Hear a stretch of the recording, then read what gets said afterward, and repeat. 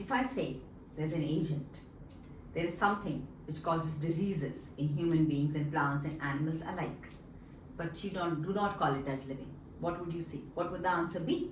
If something that borders at between the living world and the non-living world but it is infectious, it has got a complete machinery inside it, and it takes up the machinery of the host, it can parasitize a host, it can cause infections in plants and animals alike, but it does not have an independent existence of its own outside the host body. Surprising, isn't it? You guessed it right. The answer is viruses. So the next current lecture is going to be on viruses. Please like, subscribe and follow my channel for more such questions which are specifically NEET related and concept clearing. Okay, let's move on with viruses. What is a virus? Now essentially you understood it from my first sentence itself. A virus is an obligate parasite. That is, a virus is a compulsorily parasite. It does not have any existence outside the host cell, which means it parasitizes the host. The host could be it could be a bacterium. Viruses that infect bacteria are called bacteriophages. It could be a fungus, it could be a plant, it could be an animal. So there are viruses that infect plants, there are viruses that infect animals. But they do not have an existence outside the host cell, which is why viruses, the term virus is referred to as, the word virus itself means infectious fluid. Now, this word was specifically given by scientists because they found that initially they were discovered to be, they had no existence. There was a fluid of tobacco-mosaic virus which had caused infection in the plant, but by itself, the fluid itself had no existence of life. Now, there are three important names that come in the case of discovery of viruses. The first one is Ivanovsky. Ivanovsky for the first time discovered a virus. The second name is that of Bergering. Bergering for the first time crystallized the virus. And the third name is that of Stanley. So it's Stanley, Bergering. Stanley was the one who gave the name Contagium vivum fluidum, which means that virus is a contagious. A fluid, contagious fluid which causes infection. And the name virus was given by Stanley. So remember the names of these three scientists. I'm giving you in the captions in what each scientist did, his role. Now, to understand the body of a virus. The body of a virus essentially consists of just a single nucleoprotein. This nucleoprotein could be either RNA or it could be DNA. So the viruses that contain DNA are referred to as DNA viruses. The viruses that contain RNA are said to be RNA viruses.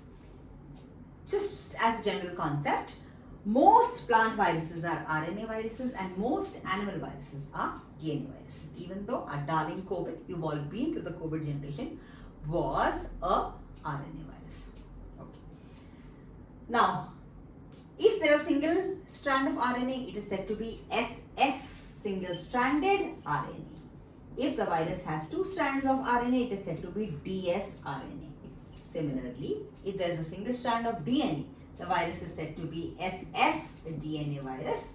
And if there are two strands of DNA, it is said to be DS, a double-stranded DNA virus. The body of a virus essentially consists of a single nucleoprotein, which it is a nucleoprotein entity. So if you look at the general word which is used for a virus, it is a nucleoprotein entity. It's got a nucleic acid in the center and a protein coat around it. That is essentially what the structure of a virus is. This is what is given in your NCERT textbook. So I'm just drawing it for reference sake. Doesn't mean that every virus looks like that. Like this. It has things ssDNA or ssRNA, dsDNA or dsRNA inside it and a protein coat around it. The protein coat is referred to as a capsid. And the capsid consists of numerous units which are referred to as capsomeres. So essentially this is a protein coat with a single strand of DNA or RNA, which is referred to as that is what the structure of a virus is. When a virus infects a host, this part of the virus attaches itself to the host. There is a tail behind it and there is a neck region or Springer region. The Springer region just plunges into the host cell and the entire this body capsid remains outside. Just the genetic material, which is the DNA or the RNA, enters the host cell. It takes over the host machinery, interacts with the host DNA and starts replicating or multiplying on its own. That way it creates a lot of baby viruses inside the host cell. So say this is the host cell. Once this is a diagram of a bacteriophage. The bacteriophage enters the host cell like this, inside. The DNA or RNA enters inside and multiplies and forms a lot of baby. I'm just showing you the example of this. This is a bacteriophage. Forms a lot of baby bacteriophages. This then causes lysis of this bacterial cell and the viruses are thrown out. They start infecting other cells. This is essentially the way a virus operates. Okay. Now, the viruses cause several infectious diseases. You've understood a few important concepts about viruses. They are bordering between living and non-living. They are inert or crystalline outside the host body, but within the host body, they exist as complete organisms. Hence, they are obligate parasites. The only way they exist is parasitizing. So they don't have any position in the living world as per the Whitaker's classification. As per Whitaker's 5-system classification, they have place outside the living world, but they don't have any position or place within the living world, which means they don't come under Monera, Protista, fungi, plantae and Animalia. Clear? Okay. Now, they were identified by 3 scientists. The names are right up here. The virus is essentially the structure of a virus just consists of a nucleoprotein entity. It is said to be a nucleoprotein entity, a nucleic acid inside and a proteinaceous capsule outside it. Your NCERT textbook gives you a couple of names, it gives you diagrams. Please go through them carefully. Now, in 1971, Diener identified another. There were 2 other things which were identified, which were viroid and prion. And the third thing that NCERT mentions is lichen. Go back to my last lecture. I have given you a complete write-up on lichens. Please go through it carefully because lichens, mycorrhiza form an important part of NEET and NCERT questioning. Both papers as well. Okay. There are 2 other words which are given here. One is a viroid, the other is a prion. So what is a viroid? A viroid was discovered in 1971 by Diener. He found out that it's a very low molecular weight RNA, just a low molecular weight RNA which causes infection without a protein coat. Wow. It caused potato tuber spindle in potato, and which is why it was identified as a causative agent, pathogen. Viruses cause a lot of diseases in plants as well. You will study about them as we study a few viruses and the diseases that they cause, which include chlorosis, necrosis, yellowing of leaves, curling of leaves, etc. in plants.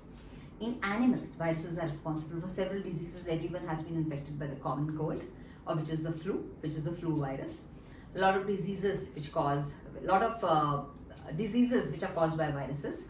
There is common cold. There is pharyngitis, laryngitis, pneumonia, different types of meningitis. Several viral diseases are known which cause the causative agent is a virus. So what is a viroid? Viroid is a single coat of RNA without the protein around it. What is a prion? PR, remember, easy for you to remember, P means protein. So what is a prion? Prion is a single proteinaceous coat without the nucleoprotein inside it, which causes infection. So just a single proteinaceous coat without the DNA or RNA or the nucleic material inside it also causes infection. That's called as a prion. A common disease, mad cow disease, was found to be, or it caused mad cow disease, bovine encephalopathy. Bovine is a word which is used for cows. Encephalopathy is a word which is used for brain. It caused bovine encephalopathy in cows, and the secondary host was found to be when it goes to the human from the cow, it causes C.R. Jacobs disease. So remember these 2 names. These are caused by prion. What is a prion? Prion is just a proteinaceous coat without the nucleic acid inside it. What is a viroid? Viroid was discovered in 1971 by Diener. It is just a single coat of RNA, very low molecular weight without the protein around it. So your NCERT textbook just gives you this much about viruses. And in the next lecture, please like, subscribe and share my lecture. I'm going to give you a few viral diseases, a few causative agents which cause diseases in plants as well as human beings.